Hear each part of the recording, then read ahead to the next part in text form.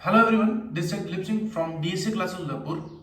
Students, आज अपन बात करेंगे बीकॉम थर्ड ईयर स्टूडेंट्स के लिए मैनेजमेंट अकाउंटिंग जो पोर्शन है बीकॉम थर्ड ईयर के अंदर। ये पर्टिकुलर पेपर है, बहुत ही जल्द आपके पेपर स्टार्ट होने वाले हैं। तो मैनेजमेंट अकाउंटिंग क्या होती है, तो कुछ इंपॉर्टेंट थ्योरी की बात करेंगे।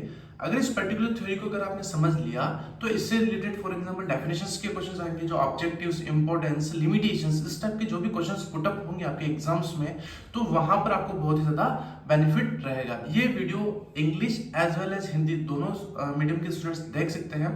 इंग्लिश भी इसके अंदर एक्सप्लेनेशन कर रखी है इसी नोट्स के अंदर, और इसी के साथ साथ में स्टूडेंट्स जो आपका जो हिंदी मीडियम के जो कुछ स्टूडेंट्स होते हैं वो भी पीपीटी के अंदर आपको हिंदी भी दिख जाएगी। ठीक है, तो बिना किसी टाइम को वेस्ट किए हमारा वीडियो स्टार्ट करते हैं, देखते हैं कि मैनेजमेंट अकाउंटिंग क्या होती है। तो स्टार्ट करते हैं। कुछ बेसिक डेफिनेशन या फिर बेसिक इंट्रो बता रखा है किसका, आपका, मेरा या मैनेजमेंट अकाउंटिंग का। तो सर यहाँ पर मैनेजमेंट अकाउंटिंग का एक बेसिक इंट्रोडक्शन बता रखा है।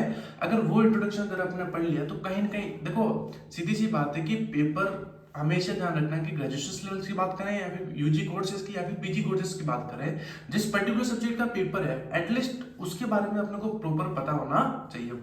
पूरा थ्योरी बेस पहले फोकस करेंगे अपन। तो management accounting is also known as accounting for the manager. ध्यान रखना बच्चों, मैनेजमेंट अकाउंटिंग को क्या बोला जाता है सर? मैनेजमेंट अकाउंटिंग को अकाउंटिंग फॉर मैनेजर्स, यानी कि जो कंपनी के अंदर जो, अब सीधी सी बात है मैनेजर्स की बात करते हैं तो कुछ मैनेजर्स आपके टॉप लेवल पर रहते हैं और बाकी रिमेनिंग मैनेजर्स मिडिल लेवल पर रहते हैं। तो मैनेजमेंट अकाउंटिंग को बच्चों मैनेजर्स अकाउंटिंग भी बोला जाता है। It is a process of collecting information both qualitative and quantitative. इसके अंदर बच्चों दोनों इन्फॉर्मेशन, दोनों डेटा कलेक्ट किया जाता है, क्वालिटेटिव का भी और क्वांटिटेटिव का भी, from the various source such as financial accounting, cost accounting, tax accounting, human resources accounting etcetera.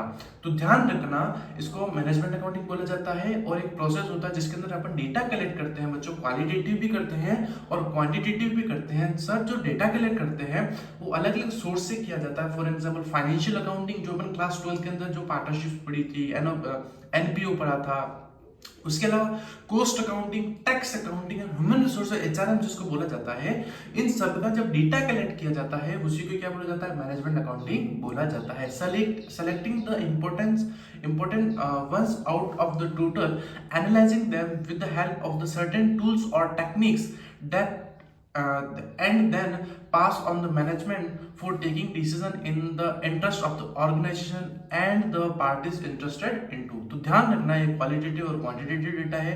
अब डेटा कहाँ से लिया जाता है? तो cost accounting, financial accounting, tax accounting, human resources accounting से डेटा लिया जाता है, फिर उन डेटा को इंटरप्रेट किया जाता है, एनालिसिस किया जाता है बाय द मैनेजर्स, कुछ टेक्निक्स, कुछ टूल्स का यूज करते हैं, एंड देन उसके बाद में उसके ऊपर कुछ डिस्कशन लिया जाता है। ध्यान रखना ये इंटरनल सोर्स है। कौन सा सोर्स है?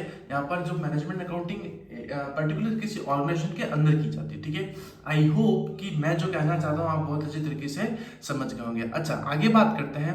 Any form of accounting which enable a business to be conducted more effectively can be regard as the management accounting. ध्यान रखना, इफेक्टिवली क्या होता है और इफिशिएंसी क्या होता है, दोनों वर्ड आप यूज कर सकते हो। इफेक्टिवनेस का मतलब होता है कि ऑर्गेनाइजेशंस के अंदर जो वर्क कर रहे हो, जो आपको टास्क गिवन है उसको टाइम पर कंप्लीट करना, उसको टाइम पर कंप्लीट करना नोन एज इफेक्टिवनेस। और स्टूडेंट जब मैं बात करूं इफिशिएंसी की, सर जब मैं बात करूं इफिशिएंसी का मतलब होता है 100% यूटिलाइजेशन ऑफ रिसोर्सेज। क्या होता है बच्चों?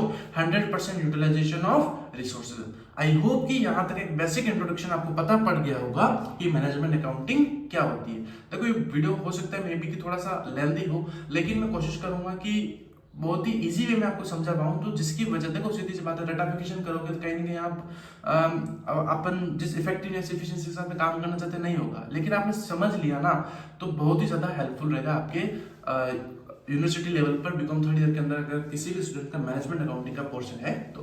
अब nature and characteristics of management accounting. अब कुछ नेचर और कैरेक्टरिस्टिक्स या फिर मैं कहूं कि कुछ फीचर्स की बात कर लेते हैं।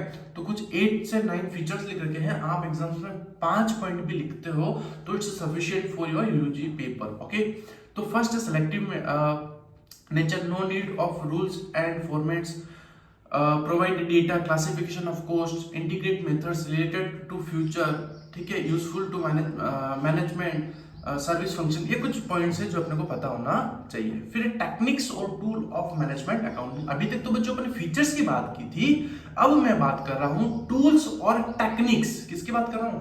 टूल्स और टेक्निक्स ऑफ मैनेजमेंट अकाउंटिंग। दोनों चीजें अलग अलग है। वहां पर अपने फीचर्स की बात की थी, यहाँ पर टूल्स और टेक्निक्स की बात कर रहा हूं। किसकी? आपकी, मेरी या मैनेजमेंट अकाउंटिंग की? तो सर यहाँ पर मैनेजमेंट अकाउंटिंग की टूल्स और टेक्निक्स की बात कर रहा हूं। उसके अंदर जो 5 पॉइंट्स लिख रखे हैं, जैसे कि कंपैरेटिव स्टेटमेंट, रेशियो एनालिसिस। अब ये जो पॉइंट्स दिख रहे हैं ना, यही आगे जाके आपके कहीं ना कहीं जो प्रैक्टिकल क्वेश्चंस के फॉर्म में आप क्वेश्चन देखोगे, रेशियो एनालिसिस के, ट्रेंड एनालिसिस के, कैश फ्लो स्टेटमेंट के, कॉमन सेंस स्टेटमेंट के और कंपैरेटिव स्टेटमेंट के। आई होप कि आप बहुत अच्छी तरीके से समझ पा रहे होंगे। और कुछ है जैसे fund flow statement, standard costing, budgeting control, managerial costing, ये कुछ पॉइंट, ठीक है।